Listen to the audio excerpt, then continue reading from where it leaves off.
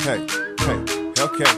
Freak, nigga. Hey, now when they come around it's freak, nigga. She got a man, but I'm the one she tryna creep with. Right. Can't get my addy if you cannot hold a secret. Nope. Don't think you special, this is your day of the week, bitch. Best to hope you keep it. 2020 freak, nigga. She got a man, but I'm the one she tryna creep with. Can't get my addy if you cannot hold a secret. Don't think you special, this is your day of the week, bitch. Oh, what? Hey. So we here in Nijmegen cooling.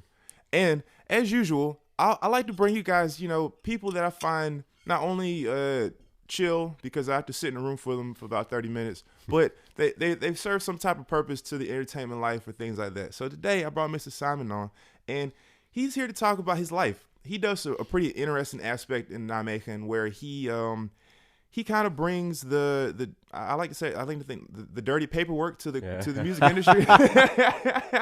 he does the behind the scenes things to make sure events and things like that pop. Also artist recognition, things like that. So tell us a little bit about yourself. Where are you from? Shit, man. That was a whole lot of an introduction, man. Oh, no worries. I'm from here. This is my city. Born and raised. Born and raised? Yeah. Cool, man. Have you always had like an inclination to music? That's a crazy question because I do think I have had. I can distinctly remember some parts of my youth when I was always whistling, always using my voice. Banging on a drum or something? Not per se. It was always like vocal. Oh, okay. I don't know why. So you were more like out loud. Like, did your parents hate you? No, but my neighbors did. Like, shut that boy up. Yeah. You know that weird age when your voice starts to crack? Yeah, when your balls drop? Yeah, it was like a symphony for me. No, it was great. But so yeah, I guess so. But I started off as a dancer actually. Okay. I did a lot of what style of dancing was it though? Yeah, it was modern jazz, classical ballet, like acrobatics, breakdance. Acrobatics, like were you swinging from the trapeze or something? Yeah, no, we did like the flips and such. Okay, nice. I did a so whole, like tumbling, you can get with that. I could get with that. That was like a long time ago. Yeah, back in the gym. yeah. I did that till I was 18, 19 or something like that. Nice. 27 now, so it's been a while. That's cool. So you've always been kind of creative. Yeah. Me personally, I got into music kind of late. Like I didn't start really doing music till I was 23.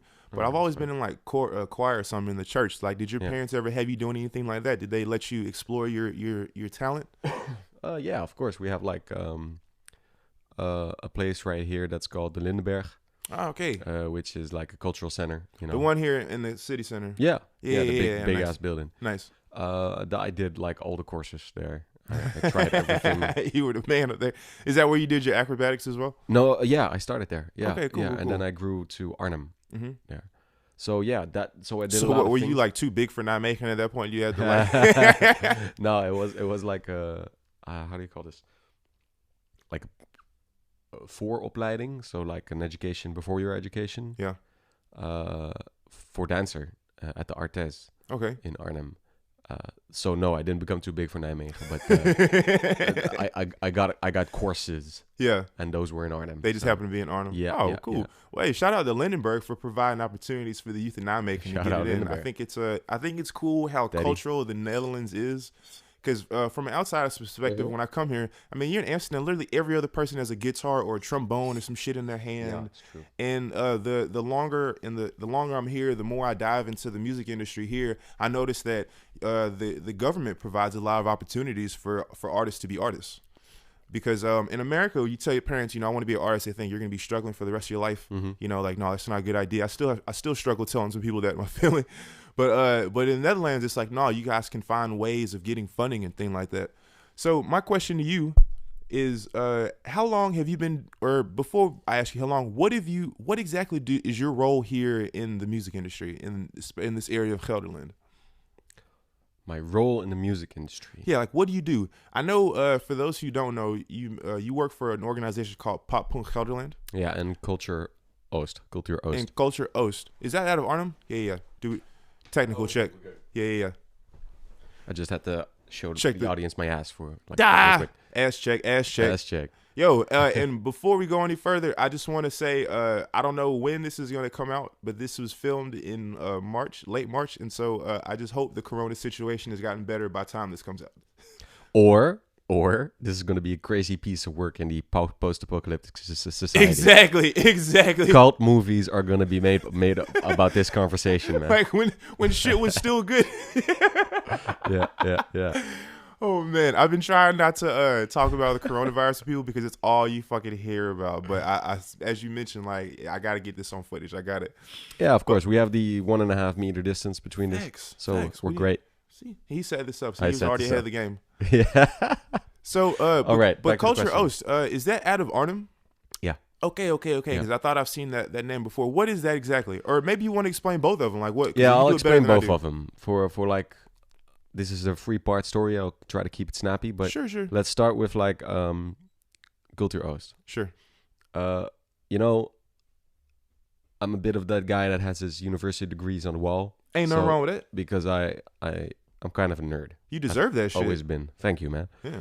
But I like to delve deeper, and I like to search for like the policy behind things, like why, when you go to a show in the Netherlands or when you perform yourself, most of the times you can see like that there's some government money behind that. Okay. Unless it's very DIY. Okay. Which is also great. But I always wondered, like, how do these systems work that make it so that we can do our thing as artists? We can record, we can have Sena, Buma, mastering, mixing, videos. Like, how can this guy have a company and I pay him and he makes my music video and I release that through a platform and I have my rights in order, independent entrepreneurship as a musician was always a very a thing that I always thought was very cool. And you see like the structures behind that, the government structures. So I studied psychology and educational science. Okay, very different from music. Yeah, I always tried to weave that music into what I do. Yeah, I think like that's how you can use it for that aspect. Yeah, so I think that's a center thread in this story. Like, I see myself. I open this conversation with saying I'm a nerd because I am a nerd at heart. Yeah, but I'm also that's how you feeling. But I'm also a musician, and those two things, I can't really let that go or something like that. When people ask me, "Hey, it's good you have a hobby" or something like that. There's no harm in that. They kill you with that shit. It's like, well, I just say the most douchey thing to say then, but it's completely true. Is it's not a hobby, it's a passion. Yeah. Even if I wanted to quit, I can't. Yeah. Because it's I think that's like the defining thing. If you can, a lot of people want to do music, but it's like I can't just quit. I just can't like look back at what all I've done and been like, yeah, I'm done now. It's hard. Sometimes I think like, what haven't I done? But then it's like, no, I got to find something else. Yeah. You see, that's the thing, because before you made the parallel with the States, that you're struggling there as a musician because there is not that much like government aid maybe available. I don't know the situation. I would love to hear about it though. I never was actually a musician in the States. Yeah. I didn't start making music until I moved to Australia. Right. Yeah. Well, Australia also has a good policy on culture. Is there? Yeah, I think so. Yeah. But so with your example of the Dutch people, everybody has a guitar and such. Yeah. That's because I think the Dutch are generally pretty passionate people that just nurture passions. Like, I can do this. Y'all also with because we have a ridiculous amount of wealth here, but also because I think also like y'all's parents get behind it. Like your family's like supportive. Like, okay, that's possible. Cool. Like you wanna do that? Fine. Like the government will help you out until you figure it out. Yeah. Yeah.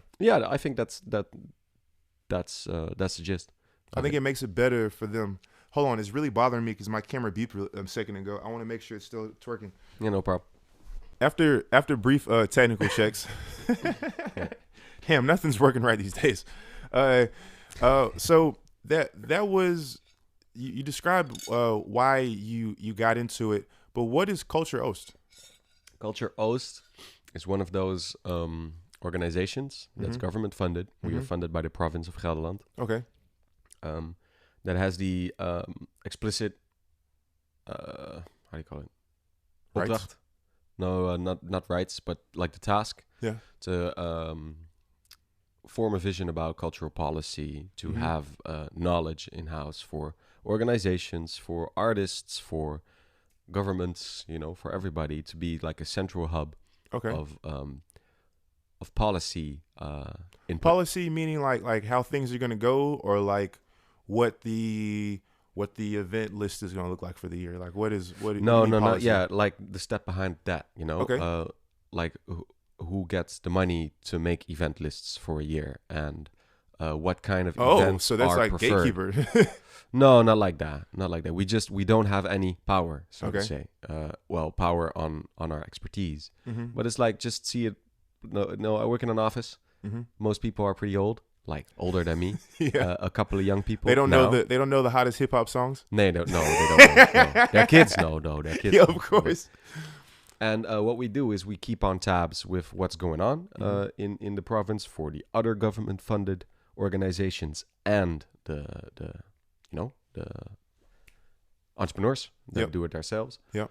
The independent Sector. artists. We check out what's going on, and we follow trends nationally and internally. But you can really see it as just we write a lot about how governments should act on the trends in culture, Okay. and we I give a lot of expertise. You know, I just told you off camera, there was a task by our Minister of Education, Culture and Science. Mm-hmm. She said last year we need to do more with the urban arts and culture. Yeah. Now that's Tyler the Creator recently said the word urban is just another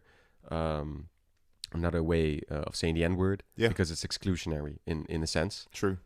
This is just pop that we do, and I fully agree with that. But it is the playfield that I'm on. Yeah. Like try to play that game. I think we should kind of recognize that hip hop is in the last 2 or 3 years became the world's most popular genre, and so Yeah, it completely. can be considered pop music. I mean, the things that happen in hip hop are labeled cool. I mean, I seen this. It was like 2 years ago. I seen like a Gucci runway show, Mm-hmm. and they were wearing those like ridiculous ass space boots that like the Lil Yachty wears and shit. And I'm Yeah, like, I can't believe like they are stunting right now at this shit. Yeah. Because nobody looks like they listen to rap music, but that is the shit that's in a rap video. Mhm. And so yeah, do you think that how much influence do you think comes from? Because I'm not gonna say the hip hop culture in the Netherlands jocks American swag all the way, but how much influence do you think is from there? Do you think like there's a lot of like Dutch hip hop can stand on its own? Yeah, I do. Yeah. I do. It's a touchy subject though. Okay. Because just, you know, hip hop is also very much about authenticity. Mm-hmm. Like who's real, who's not real. At least I come from a time. Yeah, that we we come from a time Yeah, that was yeah. like a real thing. Yeah, it mattered. I'm not so much concerned with that right now because it's pop culture. Mhm. Hip hop is from everybody now. Everybody has claim on it. Mhm. We do need to respect the roots, but that doesn't mean you have to Fit that lane. respect that in practice. Yeah. Like you can just roll with it. But to answer your question, yeah, I do think there's a lot of Dutch hip hop that can really stand on its own. I even dare as to go so far that we really have a distinct style here that is like maybe a blend of, as we call in Dutch, I don't know, man, like almost troubadour like music. That sounds French. It is. Okay. Like, you know. What does that mean, troubadour? Though? Yeah, how do you say? Like a teller of stories. It's storytelling. Ah, okay, I like that. Troubadour used to be the guy that goes from place to place. Telling stories telling with his the little stories. bagpipe and shit. Exactly. Ah, okay. That's tight. So I don't want to make it folky right now, but I Mhm. do want to say that there is a real thing with the Dutch and literacy and poetry. Mm-hmm. And when hip hop came, a lot more people had like a way of doing that. And well, that, you know, at some point commercialism caught on, and now we have a very good blooming, Mm-hmm. very proud of that, like really pop sector of hip hop. Yeah, right? That's I real wanted pop to shit. ask you about that because I feel a lot of like Germany, Netherlands, French, like the main hip hop cultures you see, Mhm. they've got that like old school vibe. Like it's like it's more like 90s, 80s, whereas like but then they do start to have like the newer style hip hop culture. I just wish that I spoke Dutch so I can know what the hell they're talking about. Like I Mhm. think that's the thing like killing me these days because like I really want to be hearing Mhm. because I'm also from that era where like I was big on lyrics. Mhm. When I write my songs, I care about my lyrics. But like I know they're snapping to a beat, but is their producer saving their ass right now? In Dutch hip hop. I mean, it's everybody's hip hop, so it's not even a question. Like, I'm not even. I think the current day hip hop is very producer driven. Yeah. Yeah, I for sure, think for sure. so. Yeah, and I think the rapper is to a certain extent interchangeable. Yeah, man. I forgot. But that's not hating though. I'm not hating on people. You know, No, I we're used not. to hate. I used to think No. that's whack. You know, but No, fuck yeah, that no. because you know it's almost like you could put in a great saxophone player or you could put in a great rapper. Yeah, because session musicians are interchangeable. Yeah. But session musicians aren't the forefront of the show. No, and that's where, you know, maybe I have more a problem with that, but not so much a problem, but thoughts about that. I have a problem. You know, the image is very important. I have a problem leading. with how the industry takes it because, like, the label will look at it that way. Like, if you're not performing fine, I will just shelf you and have another one of you next week. It's okay. Yeah, I think that's a very interesting point because we were talking about Cultuur Oost, and in our work, also for Poppunt, you know, the industry is always going to be there. Yeah. And that's fine. You know, it's also a driving force in some ways, maybe in a lot of important ways. Sure. I just feel like when you make a choice here in the Netherlands, like, I want to play guitar for a living, ma. Yeah. And she says, that's fine, son. But, you know, it has a risk. But I see a lot of guitarists, I see a lot of musicians generally that could just, you know, they could make a living with scrapping by doing some gigs here and there. You know. For hip hop, that's just a lot harder. It's a lot tougher. Yeah, and I think we live in a day and age that this is just the dominant cultural stream. Yeah. So government get in on that and make sure that those mid-careers, that the people that are not going to make it big in the industry waves can still make survive good music. Yeah. Not survive. You're not keeping people afloat, but you're making sure that a culture can develop. Okay. And not just in the commercially way, but also in the inhoud. I kind of like the middle stage, like where the traveling artist who's he's not surviving, but he's making a living doing what he loves. Yeah, and he makes good music. Yeah. He also, or she, also pushes the culture forward. And because she doesn't have the commercial belangen. Like the commercial like route they wanted to pursue. Yeah, because you just said, if you don't do this, then we'll have another one by the end of the week. Yeah. And that's true, I think. And that it's more of a top-down process, right? There is a course, and you adhere to that course. Yeah, like that motto, like you stick to the script. Very roughly speaking. Yeah. Very roughly speaking, but I do feel what you say. I'm glad you brought that up because I wanted to address why live hip hop really isn't so big in the Netherlands. Like online it's popping. I mean, you will find a million rappers, but like I very seldomly, and maybe it's just in the areas in Nijmegen, Utrecht, Amsterdam that I go, I don't see that many live hip hop shows of Dutch people. Yeah. From what I understand, there's a lot popping in, it's mostly popping in Rotterdam. But then other than that, you guys, what's up with that? Like, do you feel that there's enough, not enough? Astute observations, my sir. Okay. Yeah, you're completely right. And we really see that as one of the biggest challenges in, not just in my work, but also like in being an artist. Yeah, you're completely right. Why that is a multitude of factors because there is still a big prejudice about live hip hop. Okay. When you go into the province away from the Randstad. Yeah. Tell the people what the Randstad is because we're not all Dutch. The Randstad is the conglomeration of cities in the west of the Netherlands. So it's like Rotterdam, Amsterdam, Utrecht, The Hague, and I think that's it. Okay. Yeah, Haarlem maybe. Okay. But you know that. So basically, all the ports where the coke come in at. Yeah. Well, that's mostly Rotterdam, but still. Though. And Antwerp, but that's Belgium. But anyhow, in the Randstad, they have. I forgot my point, mate. I was asking. You were talking about the culture down in the Randstad, why the live hip hop. Yeah. Oh yeah. Maybe except the Randstad, but all the other places in the Netherlands, when you go there and you say I'm doing live hip hop, a lot of venues will still say, "Oh, so we should have extra security." Oh, really? Oh, so we should just change nothing about the way we promote the gig. Really? So let me start about the security thing. There's still a prejudice that hip hop tears up the place and has a bad rap. Hoodlums and shit like that. Hoodlums. Yeah. You know, with the recent notifications about drill rap in the media, doesn't help. You know. No.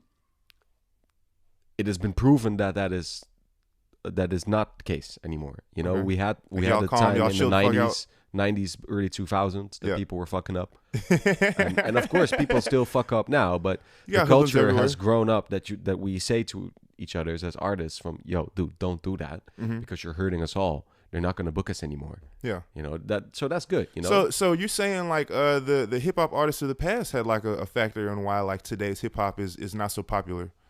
No. I'm just saying that there still lives a rap under the venues, under some venues, so smaller venues. Sure. You know, small mid-level hip hop, not the pros are pros. They'll do good, but everything below that, you know, we don't know you, and you might tear up the place. You know.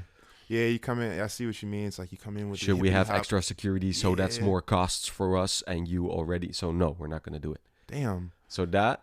And the venues, when you book a band, right? Even I'm just going to say it, corny cover band. Sure. And you just put a poster up in the window and you do a post on Facebook, then you'll have a decent turnout. Decent turnout. Yeah. They think that model also applies to the pop music from now that mostly young digital natives listen to. Yeah. That, you know, you could market that the same way. So they have one guy or girl on the marketing, and, you know, I hear a lot of people, I hung up the poster and nobody came. And I'm like, but dude. That's it, shorty. And this is the core of it, right? You have the music industry and the biz, as we call that, like the structurally funded organizations that should create a blooming cultural sector, right? Those people are still dominated, those organizations are still dominated to some extent by this way of thinking. Like the old methods. The old methods. And they just didn't come, you know, hip hop is more than just music, and it's a lifestyle, you know, you were just saying with your trapathon. Camp Trapathon. Camp Trapathon, shout out to that. But that's just I think that's a real example of the hip hop mentality, right? You just do that. Yeah. And you don't know what it's going to give you, but you just do that because you gotta hustle. Yeah, you gotta fucking hustle. You gotta hit them. Gotta trap, shawty. You gotta trap. And that way of thinking, that's just not yet in the sectors that sit on the piles of cash and have like the studios. And of course there is. You know, it's not that black and white, but it could be more. Oh, we have a visitor. Come on in. Come on in. Yes. Hello. Ja.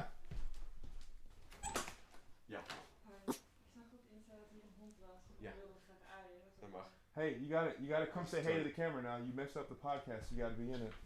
Say hey. Sorry. Say hey. We got our roommates. What's your name? Joining the party. What's your... Don't tell me you came because you heard the dog was here. Yeah. Y'all heard that? Here, take him. Toeknee Tee coming in. Yo, classic diamond move right now. Classic. Oh God. Hope he's making your day right now.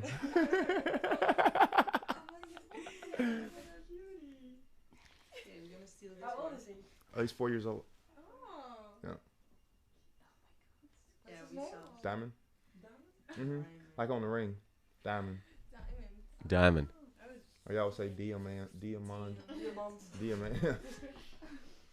Hey, who's making pancakes? I'm telling you, that thing smells sweet out there. Lars is making his famous pancakes. Y'all can take them with you, but we gotta finish cutting this podcast. We can take it? Yeah. Just don't leave the house. Yeah. Give him some water, please, like in a bowl. Thank you, Will. Dewey.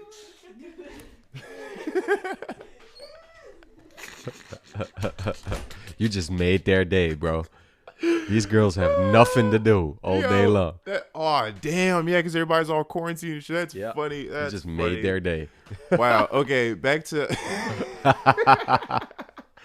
I love that was on camera. Back to the podcast. Yeah. So you were saying, basically, what your objective nowadays is to come to a realization with the powers to be that like hip hop needs to have a stance in today's like culture. Yeah, and that's what I call cultural policy. Like I want people on those places that know what they're talking about, and they're not creating a top-down structure from we think you need this. Yeah, like a lot of times you still see that hip hop is being used to save the disadvantaged youth, right? And that's great. That's a great thing to think that you can do that, but you know it's already in the culture. Yeah. If you make it so explicit, then it's only gonna be that. You know. Yeah, it's kind of like it's like going around the hood and being like, "Yo, kid, you want these free basketballs?" Mm-hmm. It's like, and then it's a shitty basketball, and they don't make sure that some guy is gonna scout the hood and see if there's some actual talent. They just give the basketball. They just give it up. So it's like mirrors and pearls, or mirrors, and you know. That's really harsh to say. That's interesting. Like I never would have thought that was a thing as well. I'm glad that we could talk about that. Another thing, like you mentioned it off camera, is how you feel that in the Netherlands, the powers to be, they don't necessarily come from the culture of hip hop. No, they don't. No. Do you feel like that could ever change? Like, yeah, definitely. Because like we also talked about like the kids know hip hop. And I find like in the media that's kind of a way of like marketing nowadays. Like I hear that in like movies and TV shows based around the music industry. It's like, yo, go sway his daughter, and then now we got this record deal. I think that's kind of cool. But the people in the Netherlands who make like the decisions, are they like a hella old? Like are they like Rothschild old, or are they just like kind of? Nah, they're not Rothschild old, but they're like older. Yeah, and they're just not in the know. No, and you know they really do a good job. I'm not talking shit about them. We were never saying that. Yeah. They do a really good job in what they do and what their expertise is. But you just have the reality that the majority of the young people, but also people in their 40s, grew up in this culture. Yeah. And if you keep on pushing a rock state mentality or a electronic dance state mentality, then you know you're gonna lose a lot of people. But you mentioned you mentioned a scenario where the clubs promote this event. In today's age, don't you feel the promoters do most of the promoting nowadays? Yeah. Yeah. Okay. And so you feel like the club doesn't appreciate that because they don't know that they're not used to the promoter doing most of the work. Like they don't really trust the promoter. Can you explain this difference between the club and the promoter? How do you see that? So what I would think of is like when I say club, I mean like Dawn Roja. Yeah. And then the promoter would be like Chocolat. Yeah. Yeah. Okay, so I mean obviously Dawn Roja fucks with Chocolat hard, but like let's say they were at another town, you think that they would be more preemptive to work with them because they're not used to how they would bring people into the club? I think so. Yeah. Yeah. But you know, also not that harsh because a smaller city like Deventer has a good, cool party. Cool urban party. So every city has that now. They got their own. So that's good, swags. you know. The thing is, I got to be real with you. That also chocolate is by people like, you know, Bram is one of my best friends way back, and Jason is a really good friend of mine right now. Shout out. And I'm not gonna, you know, no, fuck those guys. They're friends of mine, but we are also a certain type of individual in this. I'm not really a social justice warrior like that, but I do think that we are the guys from Nijmegen Oost that have like a very, I'm just gonna say white bubble that we're in. Okay. So Don Roosje and the venues, they fucks heavily with the people that see that culture and take it with them and do good shit with that, you know. But it's just a part, because the people that I also roll with from a little bit further from the city center, they won't visit that much, you know, and they want something else. Yeah. Which is great, you know. But then you have a lot of people in charge to say, yeah, but we got chocolate. But they don't feel a connection with that. And then I say, well, then they should also have a chance of putting something like their own, and not from, you know, oh, coochie, you can try, but no, you're a serious partner. Yeah. Because we are lacking shit here. If you look at Rotterdam and Amsterdam and Utrecht, we could do a lot better. Yeah, I think so. And we have the people with that knowledge here, but they don't, and that's also their responsibility. They don't know the ways to these places yet. Because I know for a fact that if somebody different would ask, I want to do something, that's possible. Yeah. There's nobody that's then going to say right now, no, we don't know you, go away. You know? We don't know about that one. But what will happen, yeah, of course, come on in. You can have a chance. And then they come in, and then I'm going to be real, but they don't, most of the times they don't have the know-how about how these systems How work. to execute it. So then it's maybe sometimes doomed to fail, But then people can always say, yeah, we tried, but, it didn't work out. Mm-hmm. And then you have parties like Cultuur Oost and Poppunt also now that say, we're just going to help them as good we can. Let's connect these dots for you. Let's connect these dots for you, but you still got to do it. But we're just going to help you in the background. I think that's very important. And like when I learned about the kind, like this is the kind of work you did, that's why I wanted to have you on the show, because it's important for the people, the young viewers. I like to pander to people coming up, like in the music industry. Like they need to know that there are opportunities out there, whether it's in Nijmegen or in Atlanta or whatever. Like there's an organization out there to help you like come the fuck up. Yeah. And it's not community work, because we really try to strive. You are going to be somebody that can like maybe earn a living for 10 years, 20 years from this. Yeah. And you got to do it. Like a career path. Yeah. And we take people seriously. It's not like, oh, you have a nice hobby, you want to come do this? No, it's like for real. You want to do this? Let's go. Before I want to ask you something about because you currently are working with a group that's bringing live hip hop to the Netherlands scene. But I want to ask you, give me like one or two more reasons why you don't think live hip hop is as big as it should be in the Netherlands. Yeah, that's what we were on. Yeah. Well, you have the prejudice. Yeah. And I also think that a lot of the live hip hop is it's a mostly digital platform. Yeah. It's not so much live. So you're saying it's too many internet rappers? I don't know. Tony, I don't really know what I'm saying, but hear me out on this one. Okay. Right? Because I do think that because it's so producer driven, it's so image driven, the culture right now, that it is much better to create a stylized image of yourself. Okay. So you make a video. Yeah. And that's your stage, right? But yeah. going live, touring,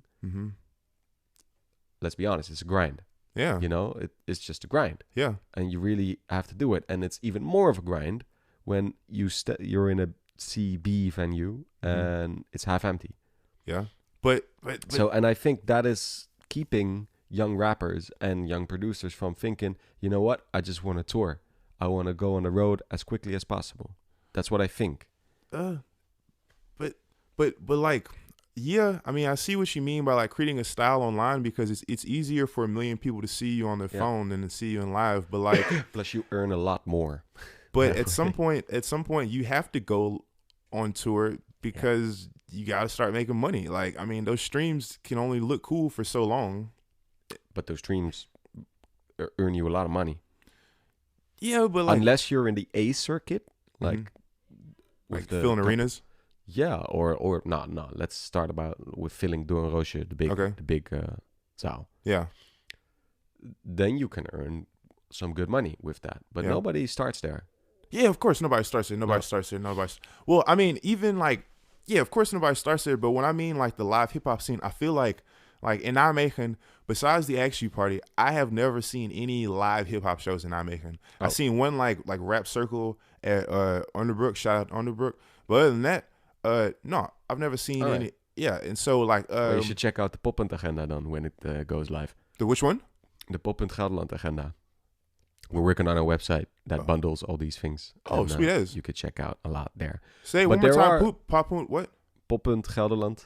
Yeah. Poppunt Gelderland. Right? Yeah. But you have that. It's coming back. We are not only. Me, I heard but about your really wintertuin sessie. Wintertuin sessie. Yeah. We're gonna talk about that a little bit later as well. Right. But I dropped a hint. Yeah. So thank you for your tips of why you think that live hip hop isn't a thing in Netherlands. One more thing to that sure. story is that I think that there is it's also like a cultural thing, like in the culture with the youths. Because when I was young, I just used to go to concerts because they were there. Yeah. Right. So it's a 2-part thing. So you can organize those concerts, but then the youth still has to have like, oh, those things are actually fun. I should go to that. I'm glad you hit on that because my speculation, my take on it is that I feel that they're accustomed to seeing the DJ. Mm-hmm. They either want to see Drake or they want to see somebody DJing Drake or maybe versing his lyrics as an MC. Yeah. And so they're not accustomed to like their cousin being a rapper coming up or their neighbor who's like actually grinding and is like putting in the work. They don't. They just see it as like, oh, you just want to be like that guy, and so I'm not gonna fucking support you. So that's why you see two things here in the Netherlands. The first thing you see is that a lot of the rappers are starting to make their music for the clubs. Yeah. So when they perform, it's just the DJ is spinning the whole night and the rapper performs for 15 minutes because you don't want to do that in the club. That's the strip club method, yeah. The strip club method. Thank you. So that is big right now. Okay. And the second thing is the rappers who don't want to do that, they form a band. Okay. And they adhere to the the powers, genre. the powers that be, like the system that's here. Then you can play festivals. Then you can play clubs, not so much, but you can, so those are two. You can work that route. Yeah. But that does mean that all the rappers that do want to work with beats and do want to just make hip hop or like really hard street hip hop, not so much, man. They really can't perform that much. So it's like two things: the really commercial pop scene, and the whitewashed band scene. I'll never forget the time. This is your podcast, right? It's cool. It's cool. I'll never forget the time we was at. It was me and my homegirl. She's this like Cubana, German shawty, so she's got fair skin. So basically, these two black people at this the street festival in Nijmegen, and these people came up and took a picture of us, and like we just had to film that they took a picture of us because we were the only black people there. Really? Yeah, bro. It was like they really did that. Bro. Like that was the vibe. Because like if you look at all the pictures, like we were literally the only ones. They weren't taking pictures of anybody else. So what party was it? It was I can't remember there, but Brahm was there. But it was in front of Driga Sisters, one for like I think in front of like the Fear Dogs or some shit like that. Yeah. It was like a Latin vibes kind of party. Oh yeah. So there was all these black people on stage, but no black people in the crowd. Yeah, exactly. That is Nijmegen. Yeah. But there do actual black people live here. Yeah, dude. That's like if you look at who's performing, you're like, oh hell yeah. But if you look at the crowd, you're like, is this the same city? Yeah. yeah. You're completely right. But that's cool, man. It's like, I never knock a man's hustle, but I want to slide in and talk about your, get it how you live, player. Yeah. I want to talk about your latest creation, Axu.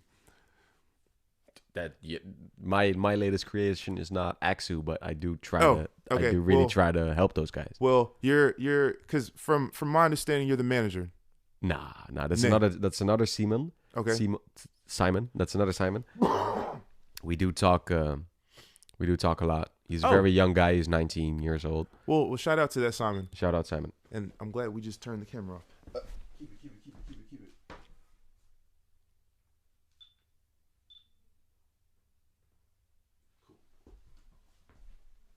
Oh, well then damn. Then fuck that route I was just talking about. But are you aware of XU? I'm sorry? Are you aware of them though? Are you aware of the group? Yeah. Cool. So like I booked them last week somewhere. Nice. For a conference. Nice. So were you any bit a part of like their first night? I heard it was popping. Yeah. I seen the videos. Yeah, it was popping. Yeah. It was really great to see that because they were a bit nervous because we had Loof 2 weeks before that. Loof? Loof is a party by Aziz from Durn Roosje. Okay. You're welcome next time. Okay, thanks. And Loof had like between 18 and 25 maybe. Age group? Yeah, age group. Okay. And Axu had younger than that. So that's great. There are two parties that do essentially kind of the same. Okay. DJ with some live acts in between, but different groups, different age ranges. So so Loof also does live shit. Proof like, it can work. This can work. Yeah. That's great. And the Axu guys, really proud of those guys. They're really out there grinding. Yeah. They really remind me when I was a young lad.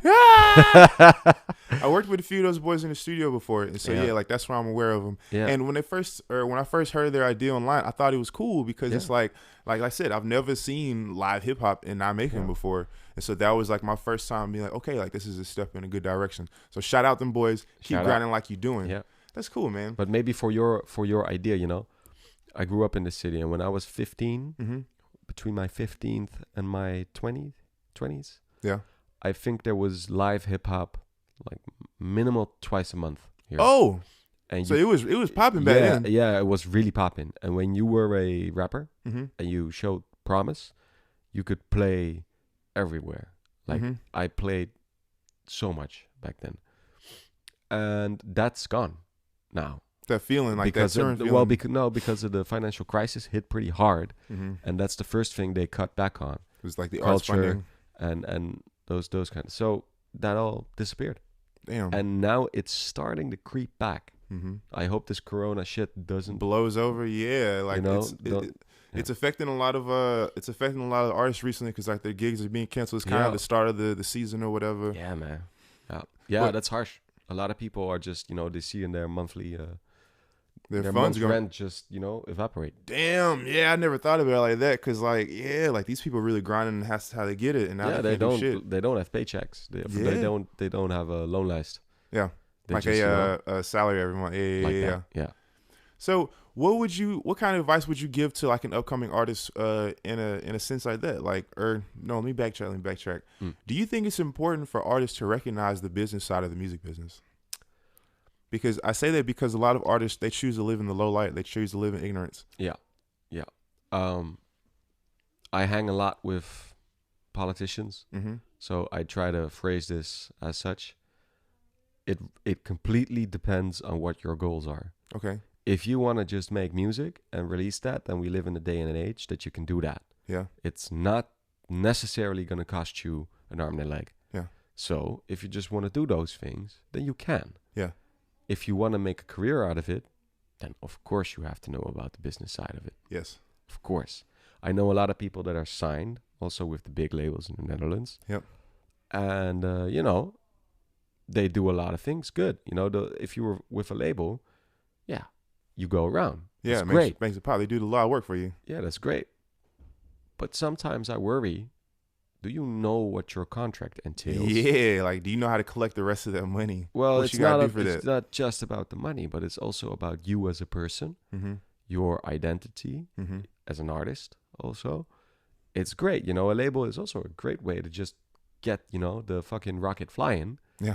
And at some point, it might be good to go independent, but to know your stuff. Exactly. Because what a label does could also be done by a friend group If they know their shit. Yeah. if they know yeah. their shit. And that's why I applaud groups here in the Netherlands that do come together and work and like figure that shit out. Because I rock independent, but I think if I had a team who really knew what they were doing, I'd move a lot faster. Yeah, of course. Yeah. But, that is a label, Yeah. and then you pay the label handsomely to do that. Yeah, like that. That's kind of what the record deals are. It's like how much time am I willing to give to you in order for you to get a piece of this record of mine?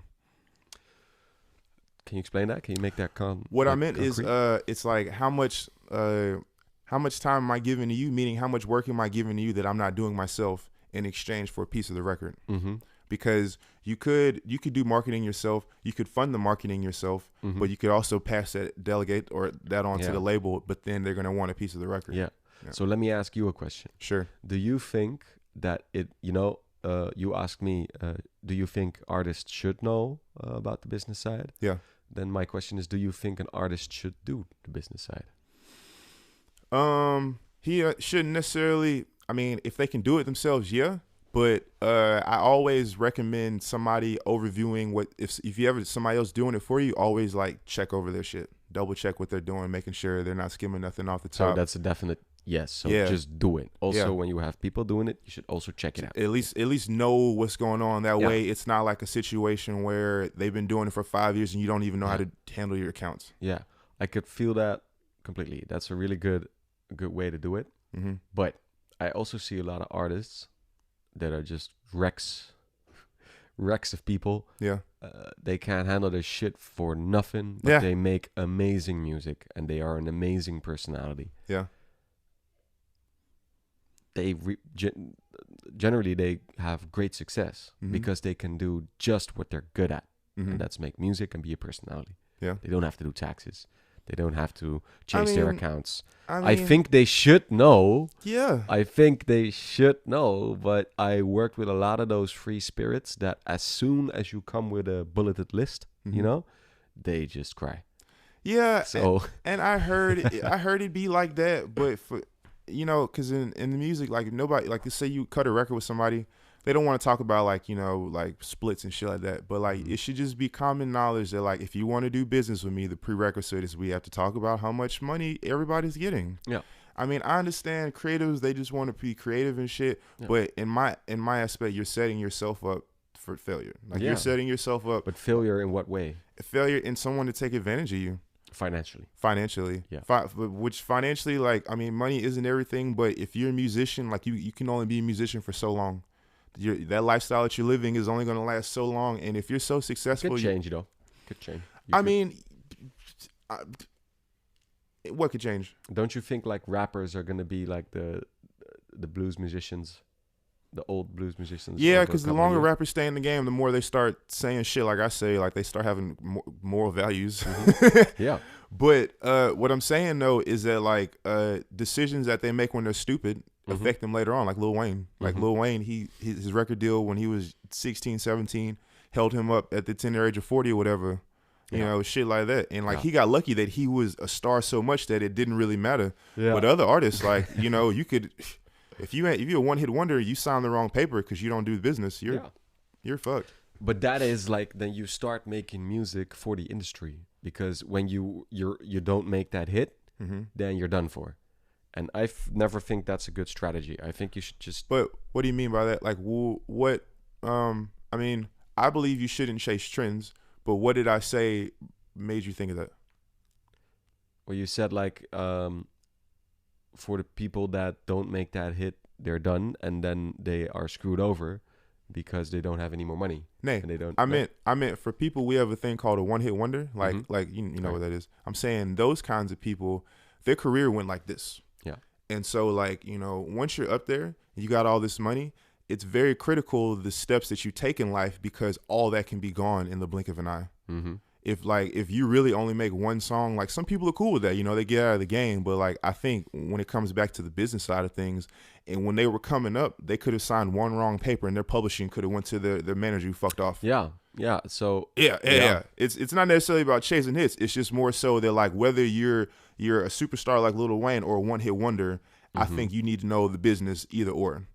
Yeah. Because in the long run, it's going to benefit you. So that's, you know, that's your goals. If you want to stay in this business for the long run, and you actually want to make money off of it, then you should know about the business side. Yeah, if I think personally, as long as if it's anything besides just a hobby to you, because a hobby is a skill that doesn't make you money. But if you wanted to pay your bills, you got to do it the most effective way, which means knowing your shit. Yeah, because it's like owning a business. Like I mean, I dig a lot into not tax evasion, but tax suppression. Yeah. And it's like, I get why businesses move their countries around. It's like, if I can get a better deal, why not? Yeah. Same thing. Well, yeah, no, that's a very capitalist mindset. And that's good. That's good, you know. It can be that way. But it has also its drawbacks, I think. How so? Well, I think this is going to go to me. Back to me. Like, I did it's a passion, right?